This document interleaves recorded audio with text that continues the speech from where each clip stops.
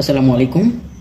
আজকে আমরা স্টাডি করব সাম্প্রতিক রাষ্ট্রচিন্তা থেকে অধ্যায় 2 এর বৈজ্ঞানিক সমাজতন্ত্র কার্ল মার্কস সম্পর্কিত গুরুত্বপূর্ণ সংক্ষিপ্ত প্রশ্নোত্তর, অর্থাৎ খ বিভাগের কিছু গুরুত্বপূর্ণ সংক্ষিপ্ত প্রশ্নোত্তর।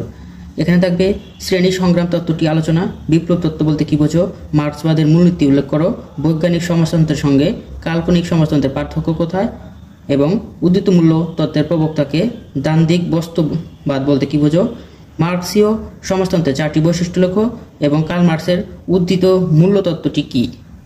এই কয়েকটি প্রশ্ন নিয়ে যেগুলো 97% ইম্পর্টেন্ট দেখানো হয়েছে সাজেশনে। তো চলুন শুরু করি। এখন আমরা দেখব শ্রেণী সংগ্রাম কি। চ্যানেলটি সাবস্ক্রাইব করে সাথে থাকবেন। যারা ভিডিওটি ফেসবুক থেকে দেখছেন ফেসবুক পেজটি ফলো দিবেন। যারা রাষ্ট্রবিজ্ঞান থেকে মাস্টার্স ফাইনাল ইয়ার পরীক্ষা দিবে ভিডিওটি তাদের কাছে শেয়ার করে দিবেন, তাহলে সকলেরই উপকার হবে। শ্রেণী সংগ্রাম বলতে কি বোঝো? ভূমিকা: 19বিংশ শতাব্দীর ইতিহাসে যার বৈপ্লবিক চিন্তা সমগ্র বিশ্বে আলোড়ন সৃষ্টি করেছিল তিনি হলেন কার্ল মার্কস। তিনি মার্ক্সবাদের প্রতিষ্ঠাতা। তার মার্ক্সবাদের মূল লক্ষ্য হল শোষিত নির্যাতিত মানুষের মুক্তির পথ উন্মোচন করা। রাষ্ট্রচিন্তার জনক হিসেবে মার্কস সমাজতন্ত্রের যেমন নীতি প্রচার করেন, তার মধ্যে শ্রেণী সংগ্রাম তত্ত্ব অন্যতম। শ্রেণী সংগ্রাম: কার্ল মার্কসের তত্ত্বগুলোর মধ্যে শ্রেণী সংগ্রাম তত্ত্ব অন্যতম। এটি ইতিহাসের অর্থনৈতিক ব্যাখ্যা এবং উদিত মূল্য তত্ত্ব হতে উদ্ভূত। উৎপাদন ব্যবস্থার আবির্ভাবের সাথে সমাজ শ্রেণীতে বিভক্ত হয়ে পড়ে। কার্ল মার্কস তার দ্য কমিউনিস্ট ম্যানিফেস্টো গ্রন্থে 2টি শ্রেণীর কথা বলেছেন, যথা পুঁজিপাতি শ্রেণী ও শ্রমিক শ্রেণী।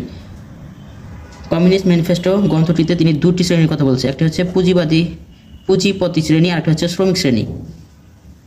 পুঁজিপতি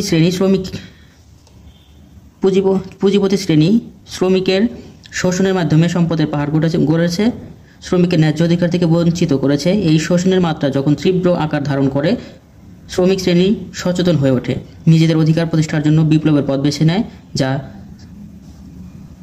শ্রেণী সংগ্রামে রূপান্তরিত হয়। ফলে সম্পদশালীদের একচ্ছত্র আধিপত্য হ্রাস পায়,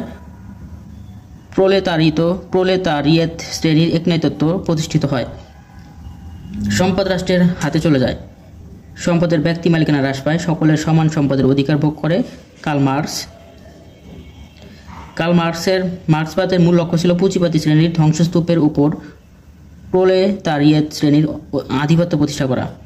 উপসংহার: উপযুক্ত আলোচনার প্রেক্ষিতে বলা যায় মার্ক্সের শ্রেণী সংগ্রামের মূল লক্ষ্য ছিল বৈষম্যহীন সমাজ প্রতিষ্ঠা করা। এই জন্য তিনি অর্থনৈতিক বৈষম্য দূর করার জন্য শ্রেণী সংগ্রামের কথা বলেন। শ্রেণী সংগ্রাম ব্যতীত পুঁজিবাদী সমাজ ব্যবস্থার পতন অসম্ভব। মার্ক্স বলেন মানব সমাজের ইতিহাস শ্রেণী সংগ্রামের ইতিহাস। মার্ক্স বলেন মানব সমাজের ইতিহাস শ্রেণী সংগ্রামের ইতিহাস।